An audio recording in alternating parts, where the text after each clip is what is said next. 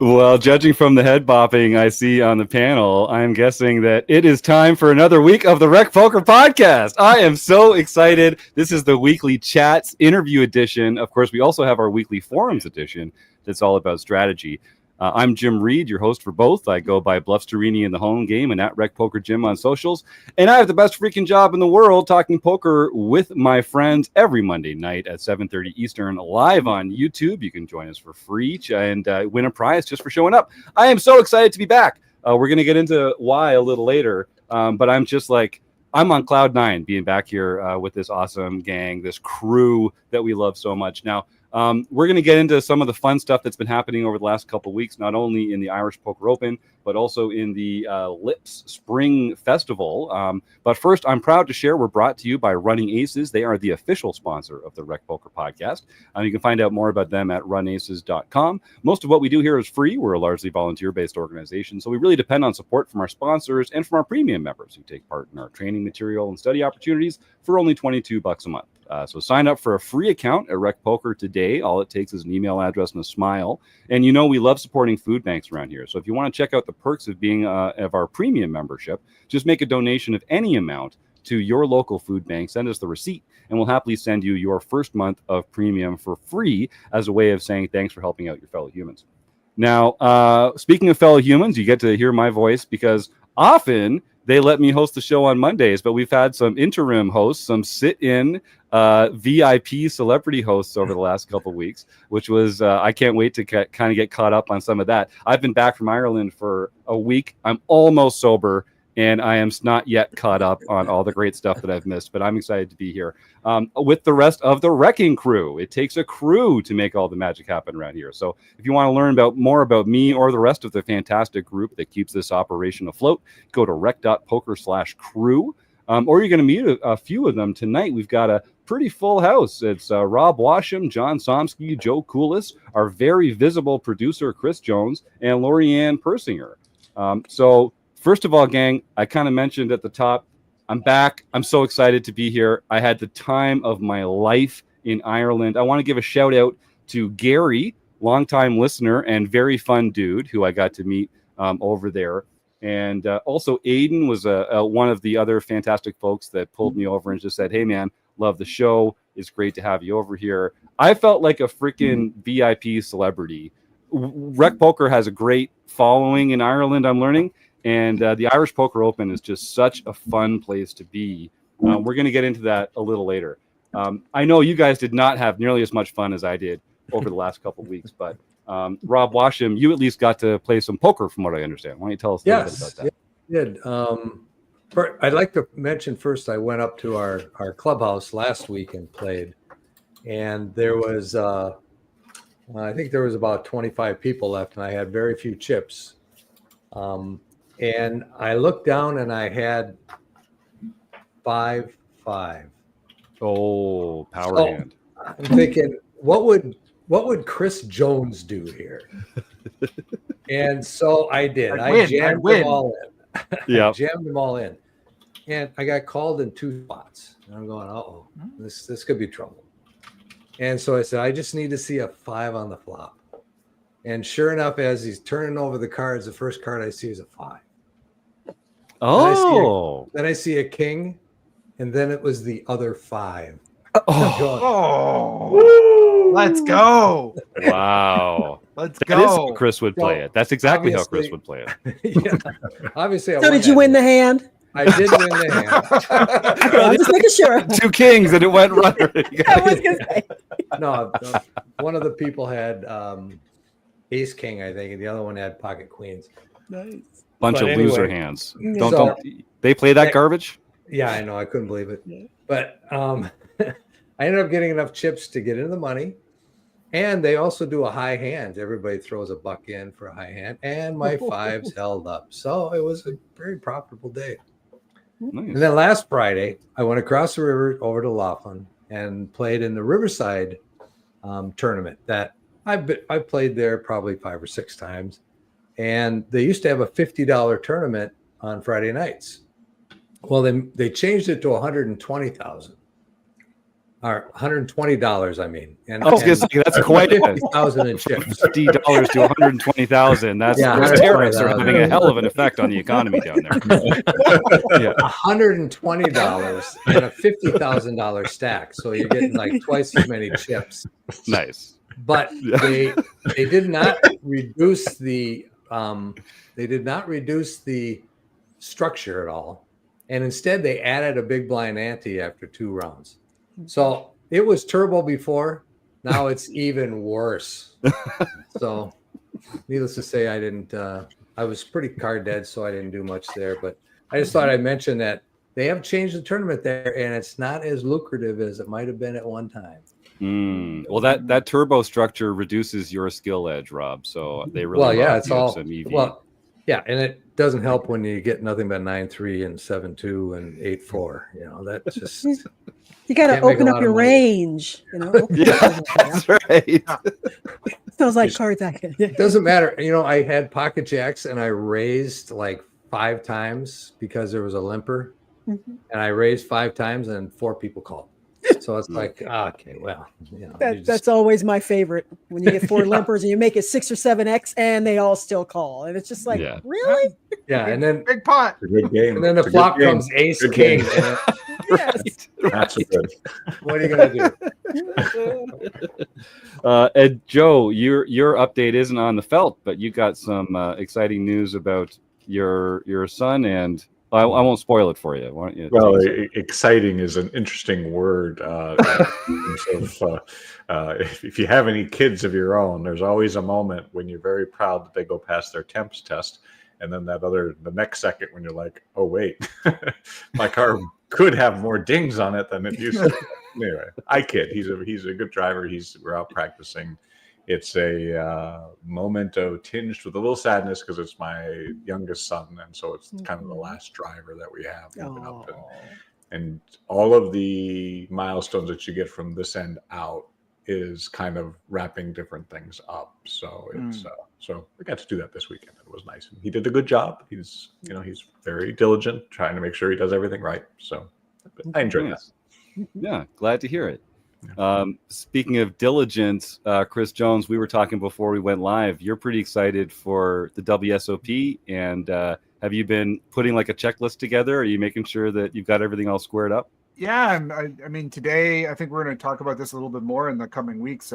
Today, a lot of the nitty-gritty finance information came out, and KevMath came out, and the registration rules, and the WSOP Plus app. So I was reading up on all that. Been doing lots of study, trying to get myself ready. Get a couple of things where I figured out one big leak that I got to be working on, and I've been doing a lot of drills around that. So kind of thinking about that, and then just looking at schedule and trying to plan out exactly where and when I'm going to be, and I'm really excited for it. It's been 7 years now, so I'm ready. Yeah, man, that's awesome. Well, and if anyone in our audience is also getting excited, tune in for the next 2 weeks. So next week here on the RecPoker Podcast, we're going to be talking to the panel about how they prepare for the WSOP or a big series like this. Everything from how you prepare for on the felt to sort of like what you're packing, what you're trying to do the day before you get down there, the day before the big tournament, getting your ID validated, all the kind of hidden tips and tricks that we've learned over the years. And then that's on May 5th. And then the following week on May 12th, we're welcoming Kevin Mathers, the one and only Kev Math, back on the show. And so we'll get into some of the real nitty gritty about the logistics of moving money around, how to save time in registration, getting the most out of their automated systems down there. So if you're a WSOP enthusiast, the next 2 weeks are going to be great to hear, not only from some serious recreationals, but also from Kevin himself, and getting the word from on high when it comes to a lot of this really cool stuff that we're all looking forward to. Yeah, Joe? I'm very, very interested to see how Rob transfers $120,000 down from his buy-in. I just carry that in cash. Yeah, it's just a briefcase with a little handcuff on it. And LoriAnn, you were taking part in the fantastic Lips Spring Festival. Why don't you give us a little tease, because we're going to get into more details about that soon. But give us a little tease. What was that all about? Very little tease. The RecPoker Patch and I did make an appearance this weekend at South Point, which had numerous events going on. Definitely the headliner was the Lips Women in Poker Spring Festival, which I'll get back to in a moment. But on Friday night, the hubby and I concluded our date day playing the South Point 150 bounty tournament, and I bubbled the final table, unfortunately, but I did finish 10th out of 114 players with 3 bounties. So there you go. So a successful evening. It's a date night with. I was going to say, I think it's so cute. Hey, it's date day. It's not date night. It's but you don't see him. I mean, you're at different people's. How is this a date? It's like, hey, let's see other people for a little while. Like, we have a weekly date day. It's what we've been doing for it'll be 35 years in June. So we do our weekly date. Hey, if it ain't broke. No, yeah, right. That, man. That's 35 years. Right. That's, you can't mess with that. That's right. Mrs. Bluffsterini and I, we have a dinner every month on the 8th because we started dating on September 8th and we got married on April 8th, and so we try and circle the 8th every month. But once a month, or once a week, I don't think she could put up with me at that frequency. That's a real kudos to you and Rick. Way to go! The day of the week may vary, but it's always once a week. Yes. Good for you. Good for you. Hats off. And you're having a shared experience of the tournament, Joe. They're like, they still get to they're in the same player pool. Yeah, exactly. And like I said, with Rick's schedule, I don't take my date day for granted. So yeah, that's nice. That's sweet. Is it any different, worse than going to a movie where you're just sitting by each other in the dark and you can't even see each other? You can hold hands. Yeah. That is hold hands. We've heard about you, next Joe. to each other. What if you're in like the 4 and the 5? Right. Yeah. Yeah. Poker's predatory. You're supposed to cut the legs off from whoever's at the table. See, that's just it. They know us well enough that they know wherever we play not to start us at the same table. We don't even have to ask. They know that, it's like, as he says, he tells people he doesn't want to sleep on the couch. So, if we end up later on or in the final table, it's different, so more and more awkward as we talk about it. God. I love it. I love it. We start with a nice dinner and we conclude with poker. That's our there we go. Day. There we go. Dinner's the date. There you go. What'd you say, Rick? That sounds delightful. Rick is listening. He said he just doesn't want me to kick his ass. That's what he said. Or him to get my pot. You don't have to hear about it. Yeah. I was going to say, because we are both very competitive. So it's just like, we try, we don't want to butt heads early on in the tournament. If I played poker with my wife and ended up busting her out, you just never see me again. I mean, just go back. That's why he's like, he doesn't want to sleep on the couch. Yeah, he knows. It's just like, so then Joe, you that's understand. called bold equity. Chris gets it. Yes. Yeah. Well, we're gonna get right into more of LoriAnn's experiences over the last couple of weeks in just a minute. We've also got our first YouTube comment. Well, we've got several YouTube comments, but I want to draw attention to Mike Day, who says, Chris, Solve for Why has a WSOP course if you're interested. It's a 2-hour-long video that kind of helps you kind of get yourself all tuned up. And I know, with the end of the Only Friends pod and Solve for Why itself is kind of moving to a free user. I don't know if you guys talked about this over the last couple of weeks, but all sorts of crazy changes in the poker scene. But yeah, if you're in the YouTube chat, get active. We're not going to do Stake Study Stack or our speed round today because we don't have a guest. We're just talking amongst ourselves. But if you have any questions, we'd love to hear. If you've got questions, I'm going to be talking about stalling. I'd love to know your take on stalling. Ryan Reynolds generally having Guinness for breakfast. There's a lot of fun stuff that we're going to be talking about today. So if you do have any questions or fun ideas, absolutely toss them in the YouTube chat. And of course, stick around because we're going to do our food bank raffle at the end to give away a fantastic prize. So without any further ado, so LoriAnn, take us into what, unless there's a Ripley moment that we have to acknowledge here for us. No, it's still early in the show. So Ripley will be making an appearance I just one in my hat. Ripley will be making an appearance later. Rick's grabbing something for me that I forgot. Something very important. It's under the bike bait. I have something. So anyway, this is live, folks. So sorry. Back to the Lips Women in Poker. I leave for 2 weeks. The whole goddamn show falls apart completely. Just falls apart. What the hell?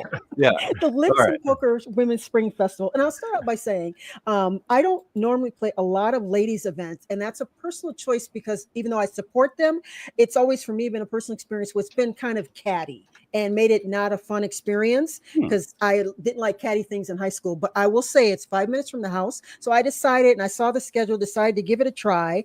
And I will say, I only played a couple events, but I had an absolute blast.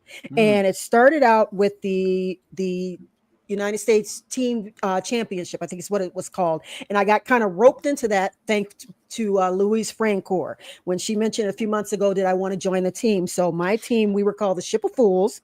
And I had Carolyn Wayne, Susanna Altman, Lena Vark, and team captain Louise Francoeur. And when I say roped into it, because she said we were Ship of Fools, and we were going to, because teams usually dress up, they have team names, all kind of funny. And as I told you guys pre-show, my personal favorite team name was called Tits on Tilt. I don't know how you top that, but that was my favorite team name.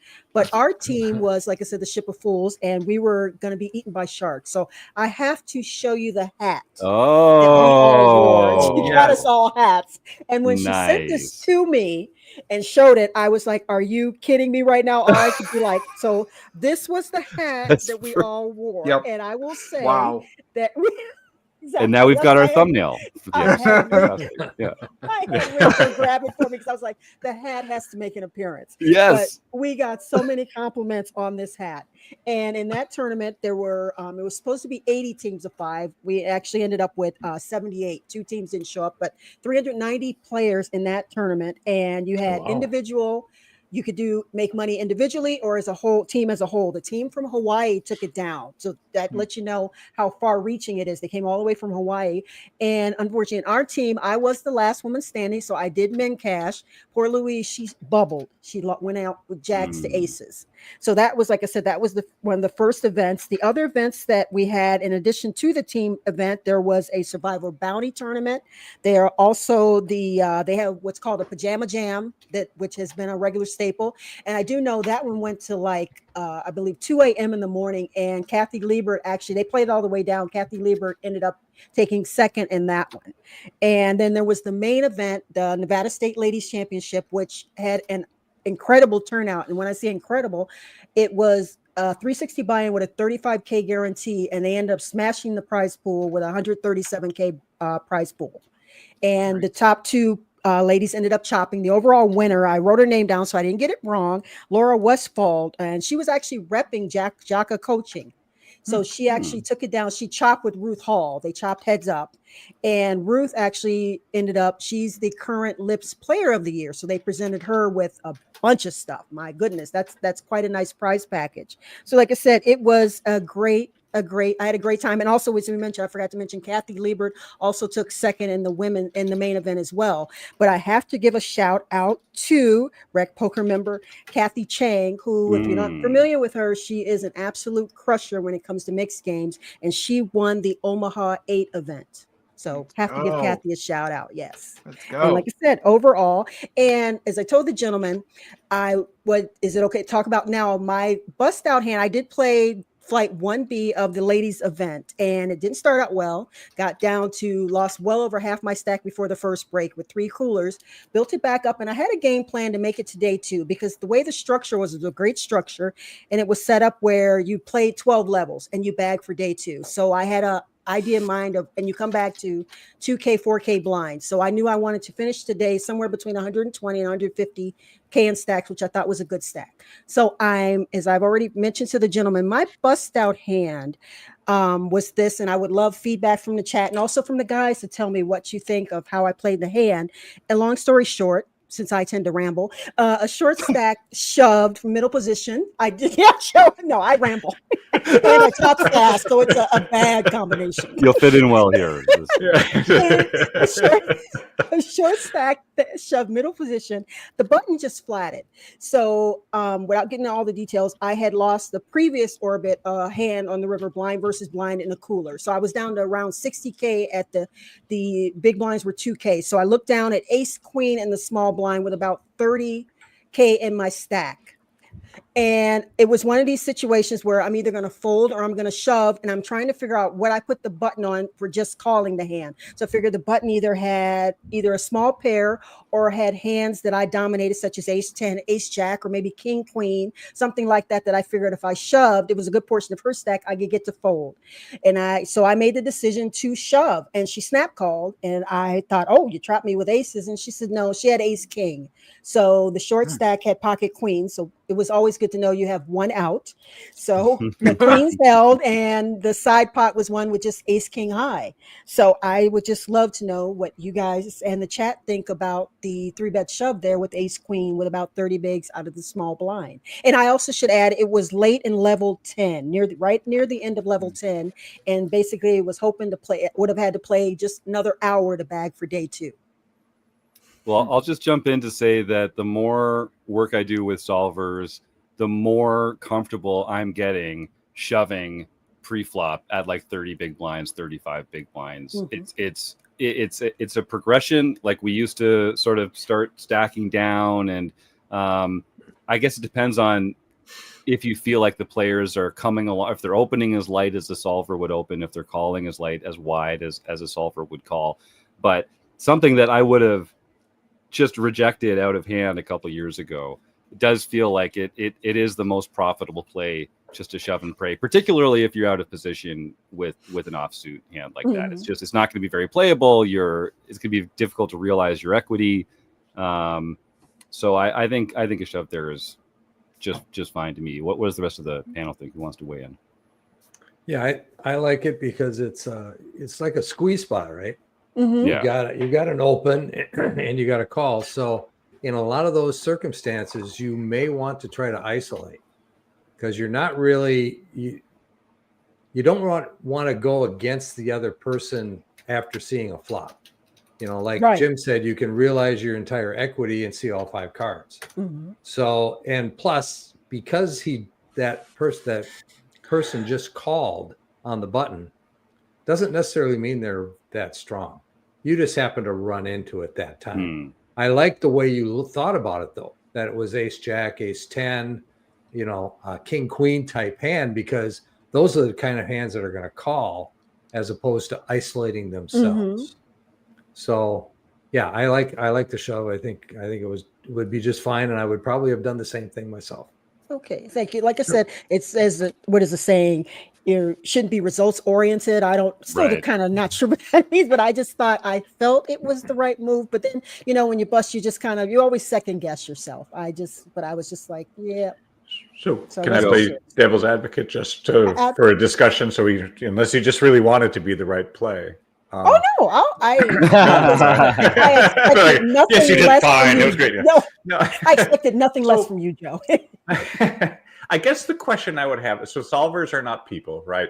And this was the smaller buy-in tournament, the 135. You said no. This was the ladies' state championship. Oh, I think it probably is right, but I guess the question would be for people who aren't playing in such levels. It's like, could you have a plan that you would take with ace queen that you could play out that would give you a little bit more playability after the flop? Because you're going to have, against a lot of people, this is my compliment for you for the day, you're going to have a lot of skill edge in a lot of groups. And so while shoving takes away and gives you all the variance, it takes away any ability to navigate at a chip stack that's actually pretty good at this point, right? 30, that's a lot of maneuverability for a long 30 period. bigs, yeah. Mm-hmm. Yeah.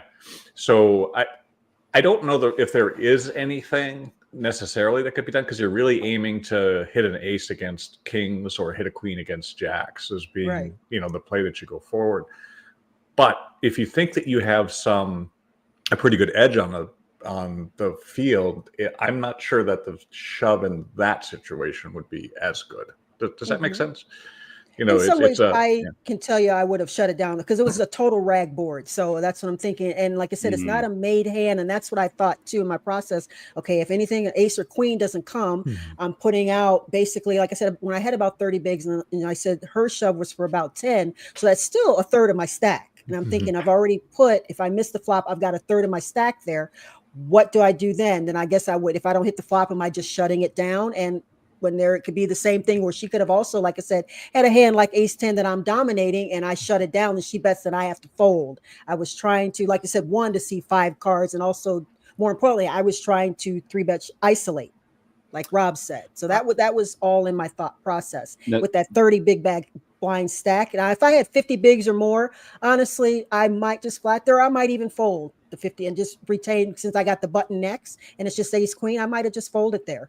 So it was the fact that I was at the stack depth of literally, I think because I actually counted out my stack after I knew how much she had. And it was, to be exact, I think it was exactly like maybe 28 and a half bigs is what it was. My total chip stack. So Mike Day in the chat echoes Joe's point, that which is sort of like, did you feel like you had a skill edge on the table? Because that can be one of those things where it's like, if you feel like you have a skill edge on the table, maybe you play small ball a little more and you get to play more post flop against these players. If they're unknown or if not, then you're into getting it.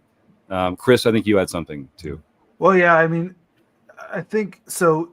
Remind me again that the intervening caller had how many chips? They kind of had about a similar stack to you, or they had you covered. She had me covered. She had you covered. She definitely had me covered. She was on the, like I said, she was on the button and she just flatted. It's a big, so like, I think this is really opponent dependent, but a lot of players who are, if they're good, they will be flatting with their best hands there. Like they should be flat. I mean, if anybody's listening to this, you should be flatting with aces there. You absolutely should be. Right.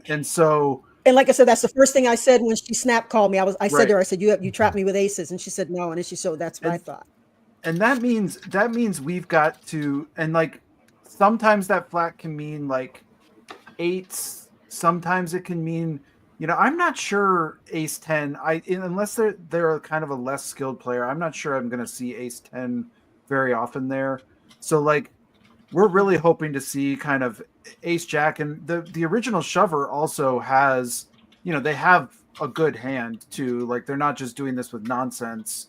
So I don't know. I'm probably getting away from this spot. It depends on that intervening caller. If I feel like they're maybe a little bit less of an experienced player, maybe they have more of a wider range and they don't have those strong hands in range, like they don't understand that they should be flatting with aces there and they would instead be jamming them, then that's maybe a spot that I would take. But if I feel like this opponent has some wiggle to their waggle, I'm probably folding. I like this point from I like that. Didn't have enough information, but also I did tell her too that I almost wish she had re-raised to isolate, because then I easily get away from the ace queen. Yeah, it wouldn't even have been a thought process at that point. So like I said, it was just one of those. And I'm sorry, what did you start to say, Jim? I was going to say a great point from Chip Extractor in the YouTube chat. Says, I used to be a big proponent of flatting and playing post because of some perceived skill edge, but these days I find it hard to quantify my skill edge. That's a good point. Yeah, you never know, right? Yeah. Well, I think another thing too is you're out of position. So if you do face that isolation, it's very easy to fold. And I don't see any reason to ever just call. I don't, there's never just a call. And we see some comments. We could maybe 3-bet, smaller, like 9 or 10 big blinds, but that's a 30-year stack. So when you get to that point, it's almost like you have like 10 big blinds left if you do that. So you're either going all in or folding. And that was what my thing was. That's why I said I'm either folding or shoving here, and that's what I said. Yeah, but you'd have 20 big blinds left, right? Yeah, to clarify, if they're saying if I 3-bet, I can't 3-bet in that spot because someone put in. Right, but if you 3-bet to 10 big blinds, so it was a call. No, but it's and, already there's a 10 big blind shove, so you'd have Oh, okay. You'd have to- Yes, All right, yes, yeah. yes. 3-bet to Yeah. what? I mean, I Yeah. guess you could 3-bet to like Yes. 18 would be the smallest. You Yeah, could, that. well, Yeah, no, they no, just that would they that would directly be shove, silly. so you'd have to 3-bet to like 20. Yeah, so Right. it wasn't. I think the confusion is people It think wasn't it was a normal open. just open. Yeah. Yeah, it was a 10 it big was a blind 10 shove. big blind shove. Call of the 10 big blind shove. Exactly. Now you've got to Yeah. make it Yes. 20, or I mean, Right. I don't see any reason to do that. Yeah. You got to put it in Exactly. if you're going to do it. Yeah. Yeah. See, I And think that's what I a- think. I see Kim in yeah. the comments. Right. Kim, I think, misunderstood. Yeah, that it was an open shove for about 10 bigs to start it. And then the Yeah. button flatted. So I Yeah. looked down at ace queen. Yeah. And she said, yeah. Yeah, She I said she just said just folds. Yeah, That's why I I- said, yeah. that call looks really strong then if they're calling Mhm. 10 out of it, and I just get away from it. Yeah. Well, in my Mhm. at the good points. It was about 10. Yeah. Mhm. Yeah. So No, that's what I said. nice. I was just like, oh, I like Well- the discussion because I, to be honest, I wasn't sure. I was, like I said, I was fold or shove, and I was just like, but Yeah, it's a weird. It's not a spot that comes up that frequently either, where you get that Mhm. 10 big blind shove, because that 10 big blind shove I do think can be a lot of hands that you're dominating, Yeah. and Mhm. and with the money in the middle, like even if they end up with like if the player on the button has like 6s or 7s or 8s or like a pair of like, I still like Mhm. it's still, I think it's profitable play there to be Mhm. able to maybe dominate one and be flipping with the other. Mhm. Yeah, but Again, all that was as part Kim of my says- process. Like I said, yeah. that I Kim was trying says to it's figure so out what often a hands. trap. Yeah, Mhm. yeah. Kim's seen it. She's seen it before. She's It's a like, trap. alarm bells are going off. It's a trap.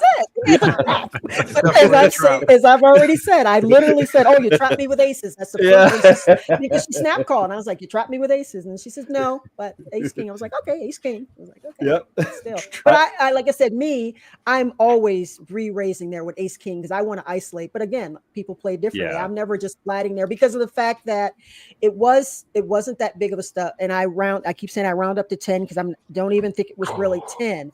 But then you're inviting the blinds in, and the big blind might look down at a decent hand to call with as well. So that was the other reason. So, but Yeah. like I said, people play. Just Mike Day, I said, I'm just calling all in seems super uber strong. So yeah, it was just one of those. You look down, you're like, ace. It seems, it is a pretty strong hand for my stack, but Yeah. just an Sometimes interesting spot. sometimes they get you. I played a similar, not very similar, but there was an open in Ireland. There was an open in early position. The next player called. They got 2 more callers, and it came around to me. I was in the small blind with ace queen offsuit, and I had about 25 bigs. And so, I was like, okay, I'm flipping with. I know, like, it's very unlikely anyone has ace king because they would have re-raised. Mhm. And if they have aces or kings or queens, like, so be it. But I'm most likely against hands that I'm ahead or I'm flipping with a pair. And the first caller, everyone else folded, but the first caller called and he had ace king. And he got me. He got me with this little trickeration. Same thing. Yeah. That's it. Same It's like, exact damn it. thing. I would have put money down. In fact, I did, I guess, 25 big blinds that no one had ace king, literally. But they did. Those sneaky little buggers getting in there and just smooth calling with ace king. So, yep. It's a tough game. Why do we play this game? This game is so hard. Oh my God. So was the consensus just everybody said they would have just folded? What's the there's thing here? there's a Pretty lot much of fold? folding. There's some, I think some Yeah, shoves too. I don't know that think you it's can know. 100% of fold. I mean, Yeah. it's really dependent on the person on the button, but it's Yeah. never a call. Mhm. That's right. Yeah. Never a call. Yeah, is ace king a drawing hand? It was in that case, I guess. That's fair. So we're getting some fantastic. Kim says she's seen it too many times to count. Yep, exactly. The veteran Kim Kilroy. She's like, the red flags are going up. Mhm. I love seeing everyone so active in the YouTube chat. Please keep that up. And I just want to remind our listeners that if you want to support what we're doing here at RecPoker, you can go to rec.poker/support, which is a great way to find out ways to help us out, but also ways to help some of the good causes that we individually support. It's not just food banks. There's lots of other great causes that RecPoker Crew members want to get your help to support. But you can also make a donation right through the YouTube chat with a super chat or a super comment or a super sticky. and we do share a portion of all those donations with a local food bank as well. So I would encourage you to do that. So all right. I can't not talk about the Irish Poker Open any longer. This is like, honestly, it might be. I think it's my favorite poker event of the year, and all due respect to the World Poker Tour and the WSOP, but they just do it differently at the Irish Poker Open, and it's not. I mean, I've had a great time there. They've really embraced RecPoker. They also they gave us some ad space up on their big LED digital signs. They let me give out a bunch of business cards. JP and Paul, the owners who we've had on the show, Paul took me aside at one point and asked me, like, hey, do you have like 500 business cards? And I was like, I do. Yes, since you mentioned it. And he gave them out to the dealers and said, spread these on the tables for the Irish Poker Open mini main event, which had like 15 flights, 15 day ones into it. It was crazy. And so for several days, like every single seat in the venue for the mini main had a RecPoker business card on it. And that was just the coolest damn thing. And it's just, yeah, like, okay, the poker's great. A lot of people are out there because they enjoy the vibe, and maybe it's the only poker they play all year. So like of course there's a bunch of killers there, but there's also a lot of people that are real recreational players who just want to go and have fun. So the fields are excellent. The cash games are phenomenal, but it's what's off the felt. I know we've talked about this before, but I was in a karaoke competition. I got to do a lip sync. They put me in drag. I did my best Gloria Gaynor. Did you win this year? Or you just? I did not. I did. We got third. We got third in the lip sync. Take his patch. Take his patch. That's right. Rip it off. Jim Gibson, who was my roommate for the bulk of the series out there. I see you, Jim, in the YouTube chat. That's right. Yeah, your new favorite series as well. Oh, Richard P. Thank you so much for your donation. Awesome, Richard. That's so kind of you. We're going to share a portion of that with a local food. I think I know that guy. I'm not sure. Oh, what a guy! What a guy! Yes. Even more to recommend him. I will say he might be a keeper. I don't know. I'm not. I like to keep my options open. Yeah, that's right. It's good to know that he's a generous soul. He has a weird idea about dating, but yeah, you'll be fine. But Gibber really rose to the occasion. So we were out there, and the Poker Friends Forever, so Kim and Elizabeth and Stu, we were going to do a lip sync to Journey. We were going to do Don't Stop Believing. And Stu got sick, and Kim wasn't able to join us. So Gibber, on the day of, agreed to come join Elizabeth and us on stage.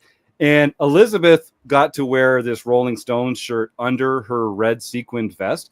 But Gibber and I just went bare with the very skimpy red sequined vest out there, and had we put on a show, if I do say so ourselves. We got third place in the competition. I did a very sexy guitar solo, I like to think, and it was just such a super fun experience. I got to play beer pong for the first time. I'd never played that before. Apparently, I have excellent form. Made it all the way to the finals. That's right, first timer. But like the shuffleboard competition, darts, cornhole, like they had an 80s night. It was just I have never had so many free beers in my life. Everyone's out there. It's like a currency. It's like how you make friends. You go buy rounds of Guinness, and I think I must have had about 6,000 pints of Guinness in the 12 days that I was there. Of course, I started every day with my breakfast Guinness, Operation Breakfast Guinness initiated, which is just, it's basically if you turn on the tap in the washroom, Guinness is what pours out of it over there. It's pretty hard to avoid. But it was so much fun.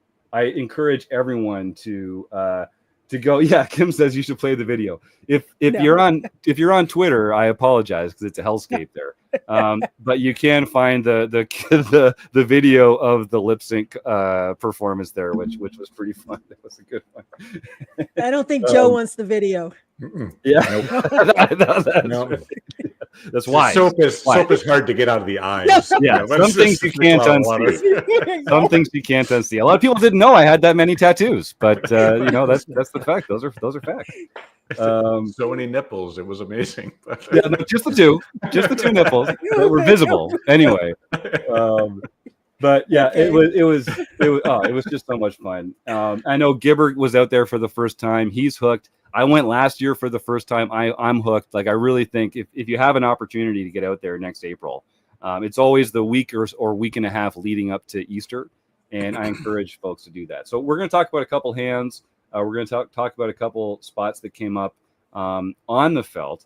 But first, I want to talk about a couple more things that were going on off the felt that was just too much fun not to turn down. So on the first day we were there, and this is the only angry person I met the entire time I was in Ireland.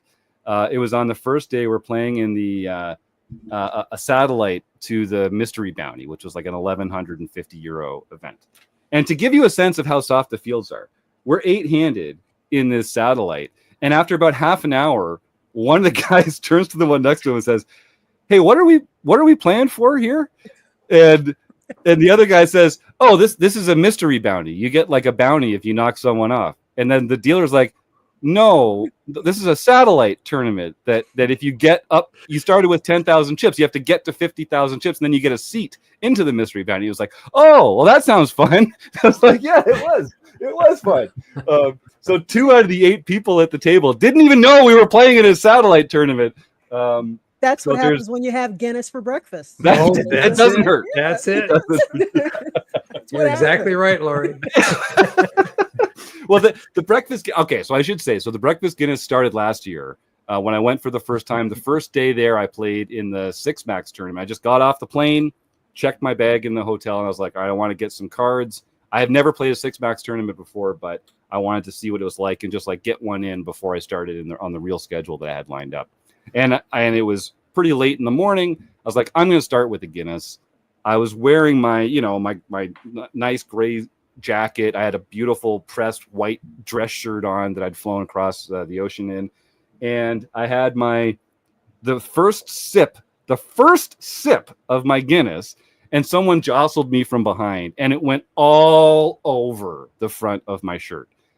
So I played that 6-max tournament all day with Guinness all over the front of my shirt, and damn it, I final tabled that goddamn tournament and had one of the better results I've had. It was my first like live international series final table.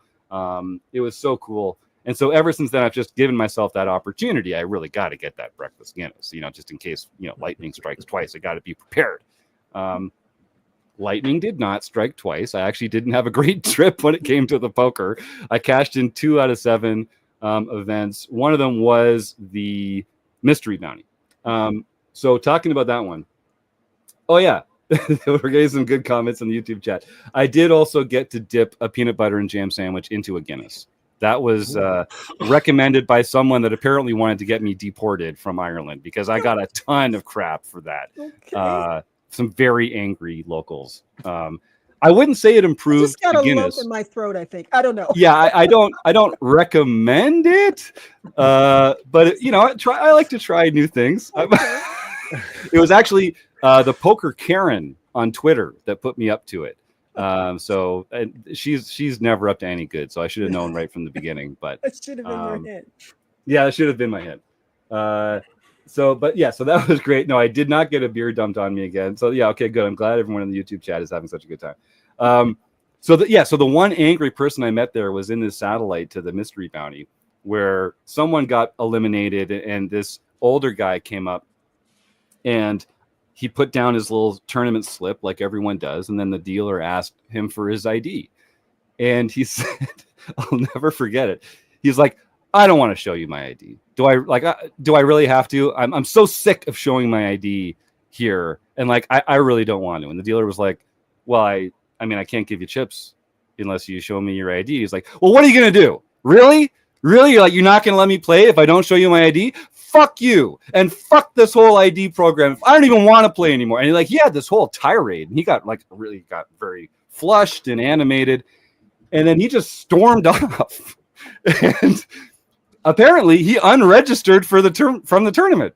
He was just like, no, if I have to show my ID, I'm not playing. But it's just the weirdest thing because apparently it was his fourth bullet in the satellite. He'd obviously had to show his ID several times already. And yeah, that was the one person that I got to meet who did not have a good time at the Irish Poker Open. And I think he may have had something else. His ID 3 times. The fourth one put him over. That's I mean, we all have our red breaking lines point. in life, No. you know. Yeah, The straw. It's the straw. It broke the camel's back. Yeah, it did. But I don't know if he had to show his ID to unregister. Oh God! Yeah, that's the outfit. That's the outfit right there. If you're listening at home, I encourage you to go check out the YouTube version of the show tonight because you'll get to. I mean, don't if you value your sleep. But yeah, that a pretty skimpy vest. Nice guns, Gibber. Yeah, you too, Gibber Jim. knows that. It fit Gibber a lot better than you. Oh, that's terrible. That is terrible. Oh my goodness. But we did have another fun. That first table was so much fun. We had so many good conversations there. Some people I want to shout out. I didn't catch this guy's name, but he had a really good idea. He was like, okay, so I don't know what you guys do at Rec Poker, but like I had to tell my wife that I was going to a conference to play in this event. So maybe for other recreational players, you could have like a website that had like a fake landing page for conventions or conferences that were like for recreational players that want to get out of the house and have an excuse to be there. It was like, and he was like, yeah, and you could like laminate fake badges and put them on lanyards and stuff that people could have. I was like, there's a branding opportunity here. You never know. The ceiling on Rec Poker just keeps getting higher and higher. I like the way you think. No, he just says no. Straight up, no. You will have to hope that your wife is like, oh, so you're at a poker tournament in somebody else's room. Yeah, that's just not no. Oh, you're with me on this, right, LoriAnn? You're with me. Exactly. Yes. Rick not fall for that. Trust me. Not psychologist approved. Not at all. No.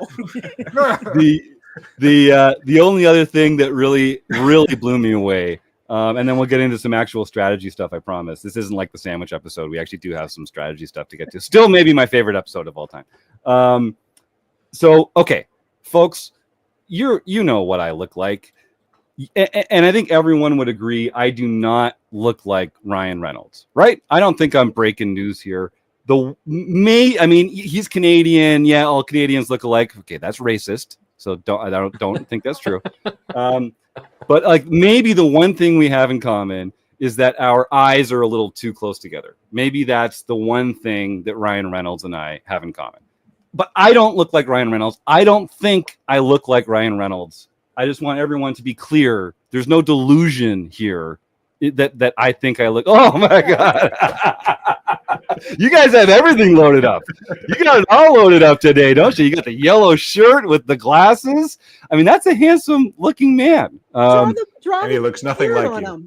No, yeah, right. No, maybe the eyes. Maybe the eyes are too close together. And you know, he's often smiling. So that's one thing we have in common. But there's no delusions of grandeur here when it comes to do I look like Ryan Reynolds. But every time now I have traveled to Ireland, multiple times people have asked me, "Oh, do you get that you look like Ryan Reynolds a lot? Like someone mistook me for Ryan Reynolds, and then called his friend over. Now they were drunk, to be fair, but a lot of the people were very sober and didn't know each other, and so in the course of the first week there, 6 people asked me if I get that I look like Ryan Reynolds a lot. So I started having like a real crisis, to be honest with you, because I know I don't look like Ryan Reynolds, but I like it's obviously some kind of prank that someone's pulling. I thought like maybe Barry Carter is up to this. Maybe like TJ Reid. He's got an evil streak in him. It could be TJ Reid. Obviously, Lappin is the main guy that you're like, okay, this is almost certainly David Lappin. He's diabolical. But I was like, I was actually so sure it was David Lappin, and he'll confirm this, that in the Crack Den, which is what they call the pub there that's attached to the venue, at one night at the end of it, I said, David, I just walked up to him cold. I was like, David, you overplayed your hand. He's like, what do you mean? I'm like, well, the last person, like, I know that I don't look like Ryan Reynolds. So this whole prank that you've got, it's like you've overdone it. I could have believed it if it was only like 2 or 3 people, but you really blew it by overplaying your hand. And he's like, oh, I don't know what you're talking about. And I said, David, and I meant it. I said, David, if one more person tells me that I look like Ryan Reynolds on this trip, I am going to punch you in the face.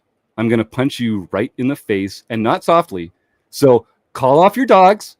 This is not funny anymore. You seem like in your heart, like maybe a nice guy. So like, I want you to listen to me. I don't like punching nice people, but I will do it because you're obviously the mastermind of this prank.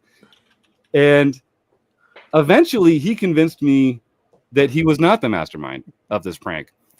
And I just don't know what to believe anymore. The last person to come up and ask me if I looked like Ryan Reynolds was a server staff in the bar. And I was like, I feel bad for her because I basically just like completely interrogated her. I was like, okay, who you tell David Lappin to go fuck himself. And she's like, what? I was like, who put you up to this? And she's like, I just said I thought you looked like Ryan Reynolds.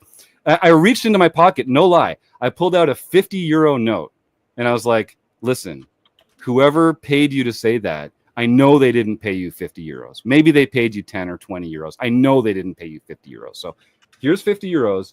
Just tell me who it was. That's all. I need to know who it was. And she was like, okay, weirdo. I was just trying to say a nice thing to you earlier about how you look like this Ryan Reynolds guy, but I'm just going to back away slowly now. I was like, I don't know what's going on anymore. So whoever it was, kudos. Like, you really screwed me up for that whole thing. I'm kind of worried about going back to Ireland next year. Yeah, Joe. You know, I should have put you on the list. I should have put you on the list. You have the face punching. Is that what you're? So my apologies to TJ Reid and Barry Carter and David Lappin.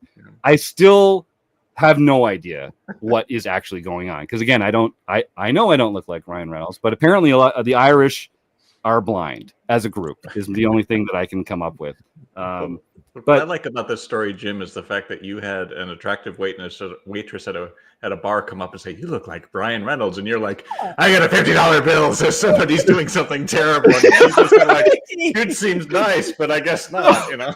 That's the one I feel really guilty about. I really do. Because I think she was just this perfectly lovely, nice person who's just going about her life. You must have been good with the women when you were younger. Oh God! Oh, I feel so bad. I feel so bad. In the comments, if she said you look like Deadpool, then be upset. Okay. Yeah. So we had a lot of fun with that. I should also give a shout out to Twitter meme lord Razor Fold, who mocked up a fun little face swap with me and Ryan, so that when I was posting my morning Guinness update, I posted one with his face in my suit with the hat and everything. Which was really funny. So I will say we had a lot of fun with it.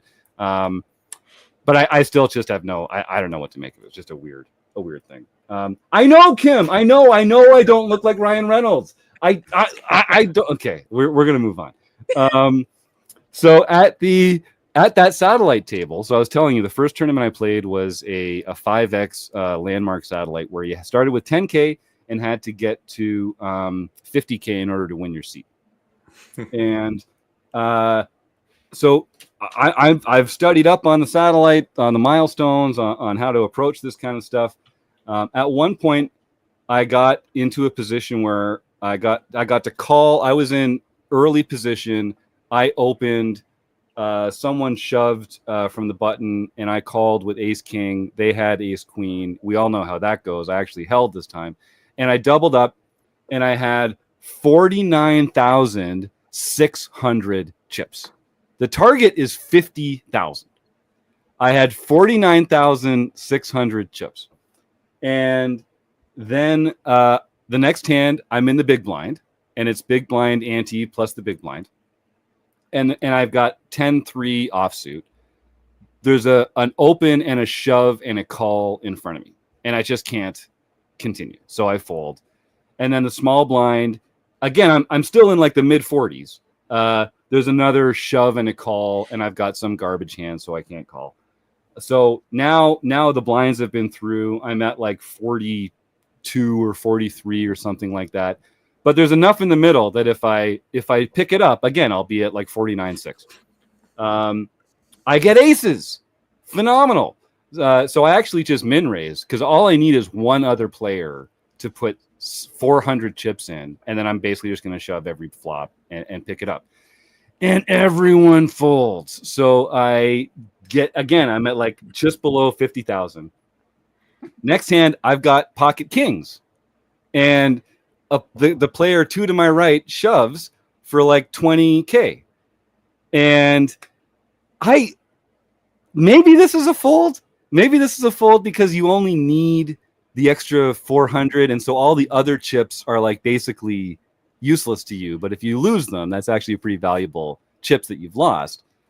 Yeah, Joe. Yeah, it's a real quick question. So sometimes the milestone satellites you redistribute in or whatever, you redistribute in the chips when somebody gets busted or when somebody goes out. Was that a possibility for you, or was it just that the chips left the universe? This was actually the weirdest format I've ever played in. You got to keep your surplus chips and keep playing for a second seat. Okay. So there was no they ended up changing it after that day, and they went back to distributing it. But great point. No, if I could have just waited and had someone else. Could you lose your original seat when you played for your second one? No, you would, because they would allow you to basically use them as tournament dollars, so you could play into other events for the same amount. Or what incentive? And then you're just like free roll, and you're just like, here, I'm all in, I'm all in, I'm all in. And that's what basically happened, and that's why they discontinued it after the first day, I think, because people were just getting like euphoric on the free seat, and then they were just getting in there. What do you mean by redistribute your chips? If the target is 50,000, but after you win a hand, you've got 70,000. Usually they take the 50,000 out of play, and then the remaining 20,000 gets distributed to the other players at the table that were in the hand. Really? So yeah, that's some formats do that. Some formats just remove the entire stack from play.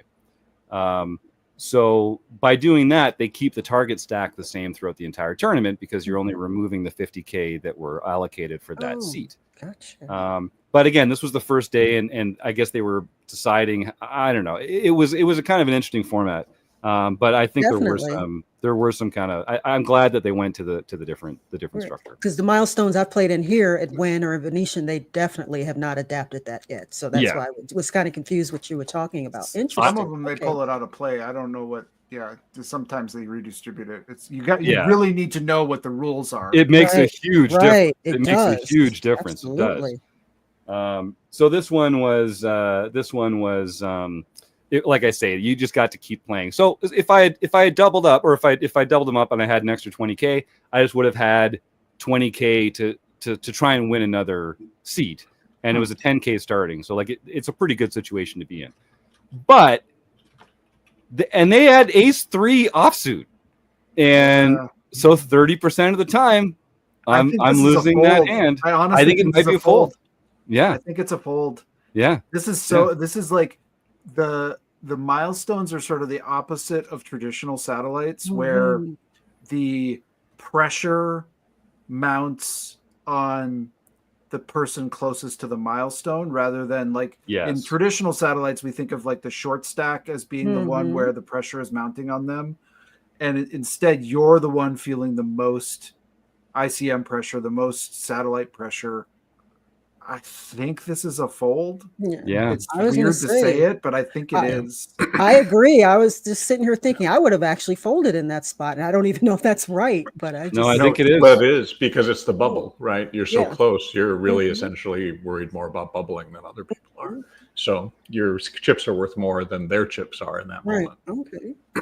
Now, I think it might mitigate that slightly, that you do get some extra value from your extra chips. Like basically, if you that's a weird. That's if you double up, like I paid $250 to enter the satellite for an 1150 satellite ticket. So if I win and I get 20K plus the seat, that's like basically 2 starting stacks of 10K. So there is some value. It does kind of put on its head. Anyway, it's a weird spot. I was completely flummoxed. I didn't snap call. I definitely thought about it, and I was like, any ace, you know, I'm loving life on any underpair and any like king X. If they have queens there, you're just like, let's go. Right. If you know that's but any ace, you're just like, any ace 30% of the time, and that's what happened. So that got me down to like 30K or less than that, like 20 something K. And then the next hand, and they're like, what was crazy about this is in 5 hands, I got like ace, king, aces, kings, and then ace, king again. I got ace, king on the next hand, and I still had more than half. I was like, if I double up, I get my seat. And I was in the cutoff, and it folds to me. And I just shove, trying to look like I'm tilted or something. Big blind wakes up with queens, just has me covered. They call, I don't hold, I bust. They get the ticket. And it's like in 4 or 5 hands, I went from having 49,600 chips on a 50K landmark to having nothing and really needing a lunch Guinness. Like it was that was not how we drew it up. That was not how spill it on your shirt. That was the mistake I made. That's right. Oh God. Yeah. So that was brutal. Mike Day had asked earlier which was my favorite hand. Did I have any details about my favorite hand? I'll share. So this was one of the last. That was basically the first tournament I played. My favorite hand is actually in one of the last tournaments I played, which was on the Liam Flood Memorial 6 Max Turbo on the very last day. I late regged because I got so drunk the night before. David Lappin and a couple of friends of his and I stayed up drinking in the cash room bar until 7 a.m. and then went to go get breakfast at David's very fancy hotel a couple blocks away, where he had to sneak me in pretending I was his roommate, who I wasn't. And then we had so much fun. He left his jacket behind with his phone and all this other stuff in the breakfast area. Oh God. So I ended up going home and just sleeping for a few hours. So I late regged into this 6 Max Turbo, and I'm like very dusty. My voice is hoarse. I'm not feeling great. I'm bleary eyed, and I sit down. And there's a couple pros at the other side of the table. I can tell. One of the first hands, they open. I 3-bet from the big blind. I had pocket kings this time. The board comes like 8-4-2 rainbow. I c-bet pretty small. He looks at me and says, okay, well, that's aces or kings, and just folds. And so I show him the kings. I'm like, yeah, good call. Yep. I don't trust me. I always have it. You know, if you see me 3-betting, it's always, aces or kings. So a couple orbits later, same guy opens the button. I'm in the big blind with queen of hearts, 2 of hearts. It's a min raise. I think we're on about 40 big blinds effective. So I didn't 3-bet. But I thought, like, I'm just going to defend here. I think it's fine. People can tell me if queen 2 suited is too loose or not. Probably is, but in the big blind, I was fine. I'm just going to call. Yeah. The board comes jack 4-3 with 2 hearts. I check. He c-bets, and I just think this is a great spot for a check raise. I've got a flush draw. I've got an over to the board. I've got a backdoor straight. This guy thinks I only have strength when I act because he's made this comment about me having kings or aces. So I check raise to an amount that I'm always, and this is something I encourage our listeners to always be thinking about.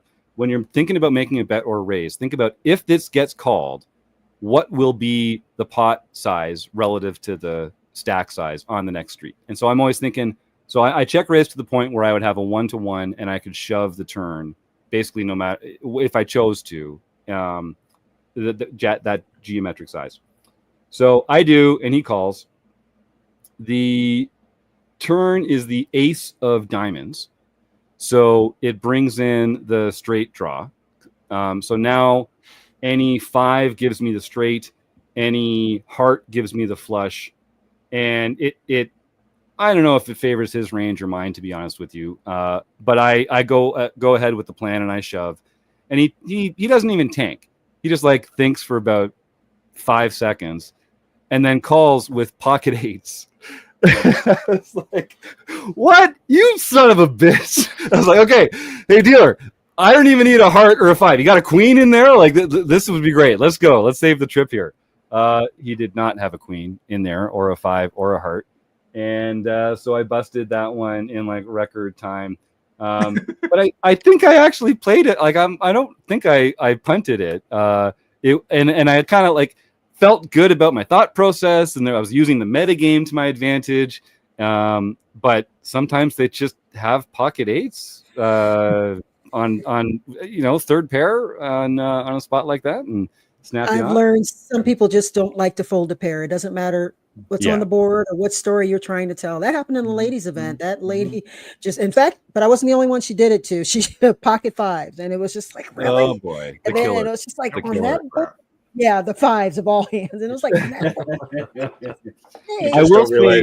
you just don't realize the meta game was that he drew you in to make that jam. Yes, exactly. Right. That's it. Totally. It's like leveling war for sure. Joe is always thinking. That's right. That's right. So you fell right into that, Jim. I did. I totally did. He ranged you perfectly. I mean, you didn't 3-bet. Right. He knew you were capped, and if you have a capped range, you should not be the aggressor. Exactly. Or uncapped range, you should not be the aggressor. And you did it, and he knew that. He knew that if you're being aggressor with an capped range, that you don't have it. He sniffed me out. He sniffed me out and reeled me in. He played that hand very well. Now, okay, so the last thing he played that hand. No, I heard you, Rob. Thank you. Yes, please, yes. I will say the part of the turn, the part of the whole week, poker wise, that I was most proud of. It definitely wasn't the main event. I'll tell you guys, you know me, I'm a pretty jovial, happy guy. I enjoy poker so much. I don't usually get frustrated. I don't usually get tilted. But during the main event of the Irish Poker Open, I busted 2 bullets. It was the most expensive tournament I was going to play while I was there. I had a free entry from the karaoke contest last year that I felt was good about. And I was bankrolled to buy a second bullet if I needed to. And I busted both bullets in 6 hours. And it was just one of those days where no draw came in, no bluff got folds, no value bets got called. And I was making, I would say, good semi bluffs. And I bluffed into top set 4 times in those 6 hours. 4 times top set. And it was such a frustrating experience. I had to go have several. Not solver. No, that's not how we draw it up. That's not what you're trying to get fold with that blow. No. So that stunk. But honestly, that was the only time at the tables where I was like, this is frustrating, and like I'm not enjoying this right now. This is like just coming into it, just walking into it again and again. But the mini main was one of the last tournaments I played. And I really want to know from the YouTube chatters here, because, I'm kind of a wholesome, friendly guy, and I don't like people, playing in the gray areas of poker, angle shooting or that kind of thing. I want to know what people think about stalling, because I didn't break any rules. I was well within the rules of poker, but there were two or three spots that came up in the mini main where I was like actively trying to push the envelope of like how much can I get away with here, in the stalling way of it. And I mean, I think I did a good job with it, but it didn't feel like squeaky clean in the way that I usually like to feel at the tables. And so I really want to get a sense from the panel here and from the YouTube chat. So I'll lay it out, and then you guys can tell me if I'm a dickhead or not. So it was a tour. Yeah, thanks, Joe. I know how you feel about it. So it was get a a story out first, Joe. Why? I mean, we already know the answer. Why are we going to wait for the question? Like, what the hell? So this one, it was the last flight of the mini main, and I think it was flight M. It was like day 1M. They did so many of these, and this one was the very last one. It started at 8 p.m. It was a turbo, and it was a small field, and the blinds were going up every 10 minutes after the first break. So it was lightning round, and I got down to very few big blinds. And I had actually bagged, or I'd actually, the bubble had burst. And so we had already locked up €370 on a €250 entry. But you really wanted to bag, because this was such a small flight that if you busted at the end of day 1M, the most you could make on the ladder was €570. But they were going to roll the blinds back on day 2 for the average of all the other flights, and the payouts were going to be calibrated to all the other flights. So if you busted on the last hand of day 1M, you made €570. But if you busted on the first hand of day 2, you got €970. So it was a €400 ladder from 570 to 970. So the pace of play was crazy. The levels are going by so quickly. I haven't made a hand in a while. At one point, I lose a flip. I don't even remember what it was. I think it was like 8s versus king queen. And I thought the guy had me covered, but he didn't. And I actually had 3/4 of a big blind left. I had 3,000 chips at 2,000, 4,000, 4,000. Luckily, I was now behind the blinds, and so I had a whole orbit.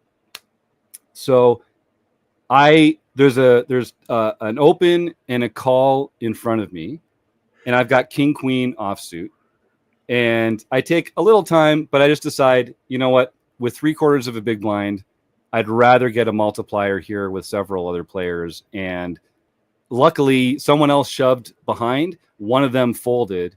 And so I ended up only have to go 3 ways. I spiked a queen. I quadrupled up to 3 big blinds.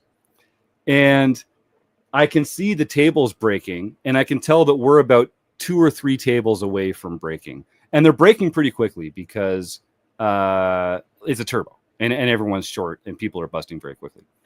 So I'm not tanking at this point, but I've got like 4 hands until it's my big blind.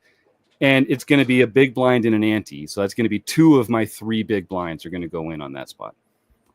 But so it gets to me, I'm under the gun, and I start just, I'm like, I start tanking, and I'm stalling for sure. And, people at the table know that I'm stalling. And I give David Lappin a lot of crap, but he is a consummate staller, and he knows some tricks. And I'd heard some stories from him, and I was like, what would David Lappin do in this spot, that villain of the poker world? And so I kept looking at my cards and looking at the screen. It was 10-3 offsuit. It was not a close decision at all.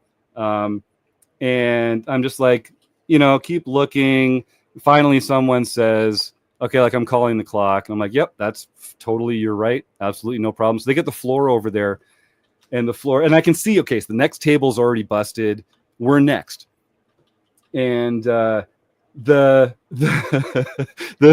floor guy comes over, and he's like, all right, so this is a turbo format. So I'm just going to start the clock at 30 seconds. And then when we get down to 5, I'm going to do a verbal countdown from 5.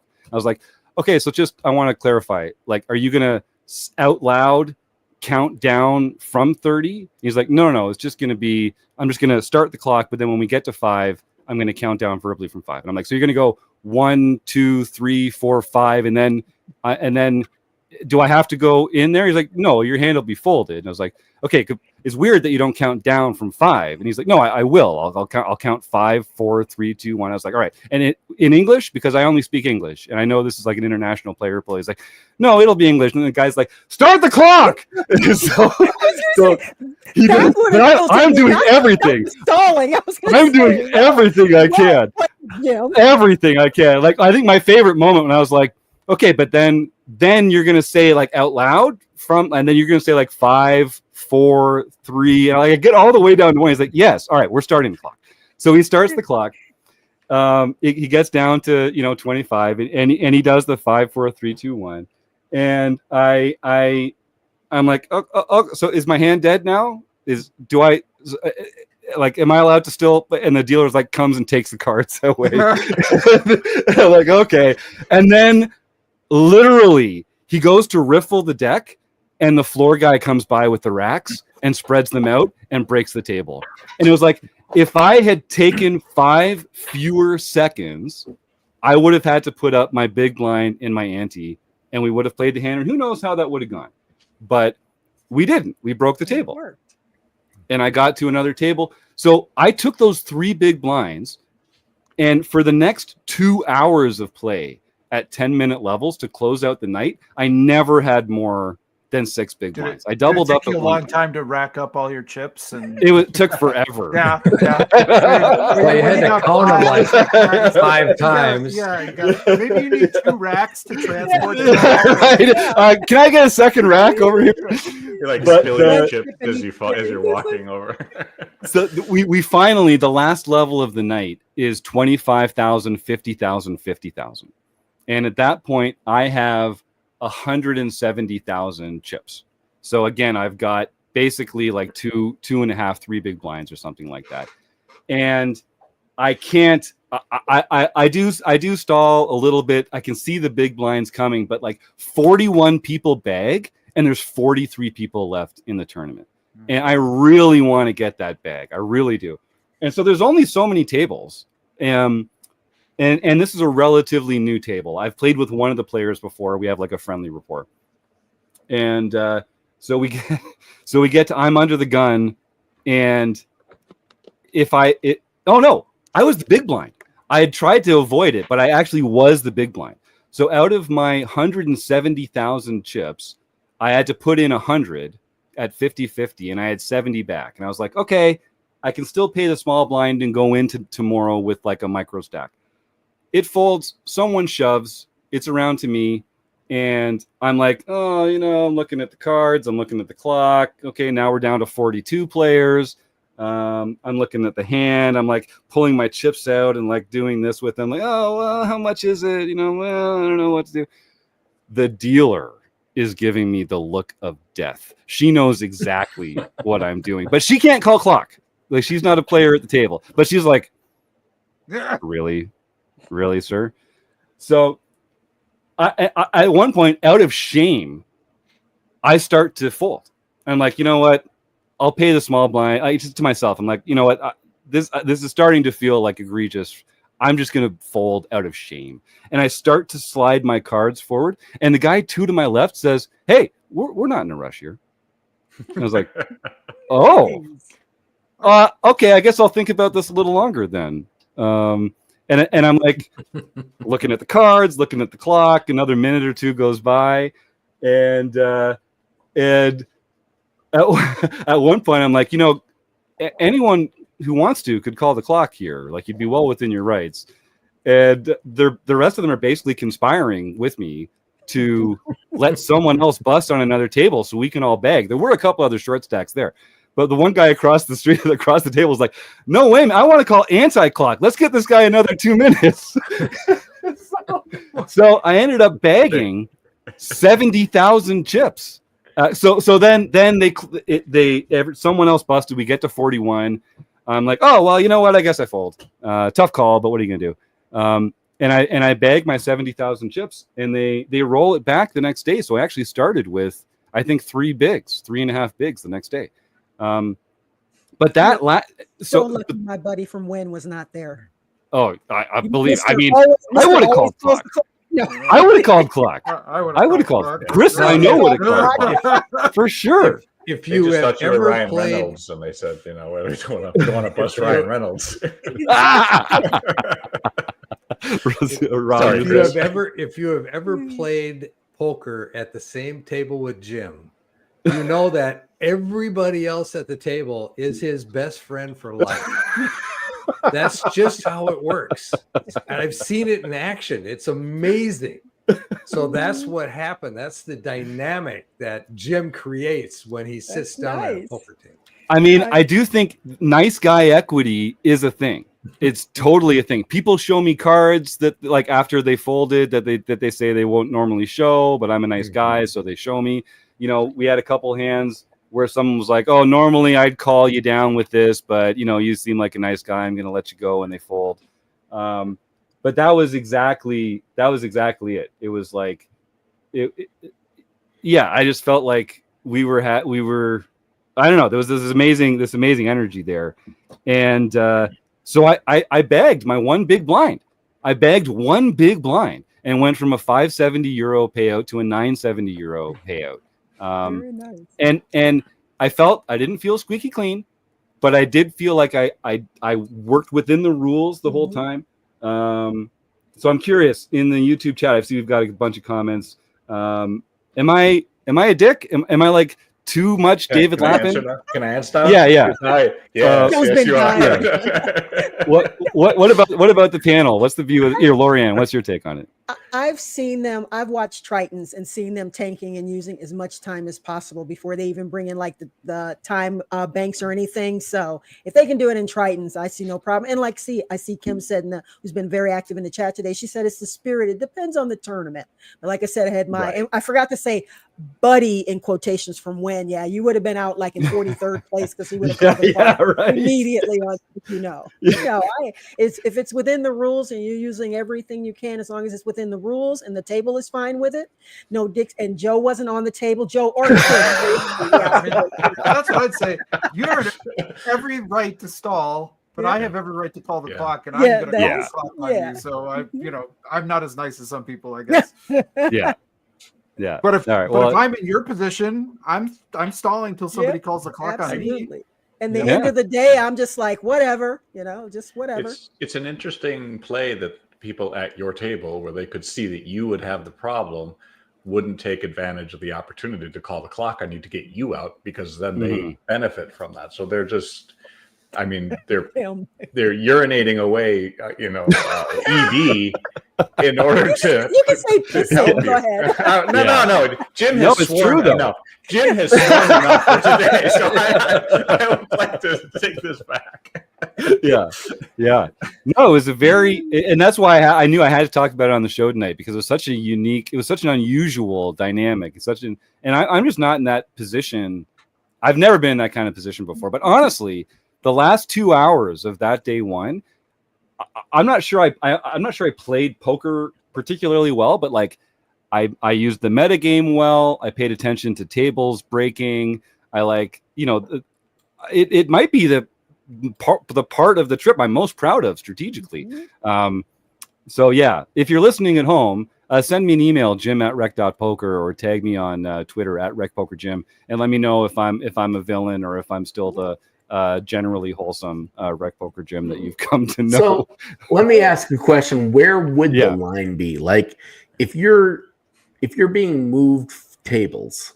Yes. Do you stop off at the restroom before you get to your table? No, I think that's not allowed. And no, because you're supposed to move directly. That seems scummy to me. Have one of those like soccer injuries where you're like rolling around. Exactly. It's kind of like that Friends episode where it's like you can steal the shampoo but you can't steal the curtains. It's like, really, where is it written in the rules that you have to walk a direct line there? You can meander, right? Yes. Yeah. Unfortunately, Jim, I don't think that may work this summer at the WSOP, but slightly different vibe. Slightly different vibe. Yes, slightly. But like people are saying in the YouTube chat here, like this is one of the reasons why, folks, you got to come out to the Irish Poker Open, because like you will never have that kind of experience at another poker tour in the world. And that's just a level of the kind of jovial, gregarious, amiable quality of the energy there and the people that come to enjoy themselves. So I hope you make a point of doing it at some point soon. All right. I swore we were not going to go long. Joe, you got me every freaking time, man. He did. He called it right at the top. Let's save Rob. Let's save the ROI winner for next week when maybe we'll have a little more time. John Somsky, let's roll through some home game winners.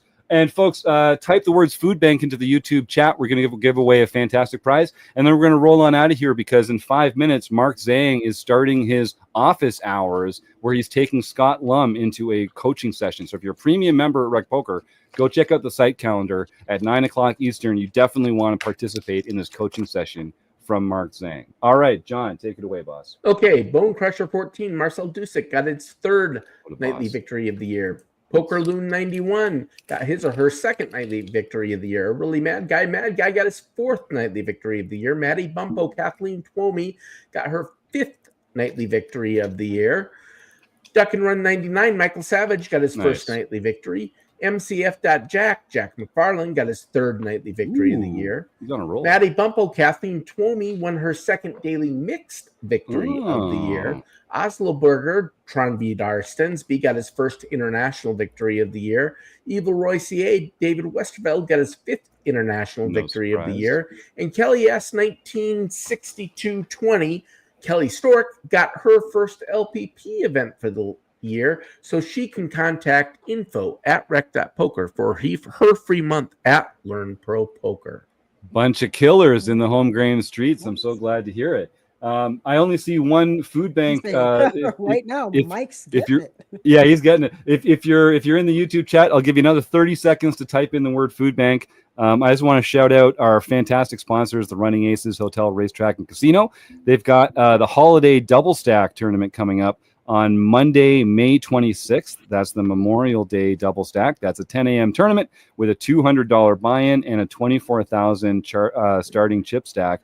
And then right around the corner after the WSOP, RecPoker weekend at Running Aces is going to be August 1st and 2nd. There will be several events going on. And I'm going to come out. Usually we do some social events like the Thursday of the weekend.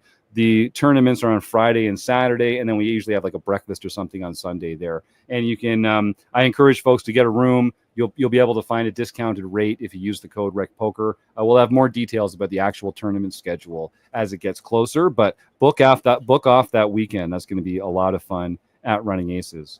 All right, let me see. Chris, do we have some food bank raffle entries, and can we give away a fantastic prize this week? Rob Washam, while we're spinning here, what are we giving away? We're giving away a free month at Red Chip Poker. All right, fantastic. And if it comes up food bank, I'll be making a donation to my local food bank for $20. But I'm off the hook this week. It's K Poker Wannabe. All right, Ron, I'm not going to dox you. I guess I just did. Send an email to info@rec.poker, you lucky duck. You have won a free month at Red Chip. So congratulations. That sounds great. All right, gang. I missed you all. This was so much fun. I can't wait to listen to this one back and see how off the rails we got. Love it, LoriAnn. Sharp as ever. Sharp as ever. Well, I want to thank the Running Aces Hotel, Racetrack, and Casino, John Somsky, Joe Coolis, LoriAnn Persinger, Rob Washam, Chris Jones, everyone on the RECing Crew for all their contributions, all our premium members. We couldn't do it without you. Our YouTube chatters for having a great time. Paul and JP at the Irish Poker Open, and you, the listeners at home. We'll see you next week on the RecPoker Podcast. Bye. Bye, everybody.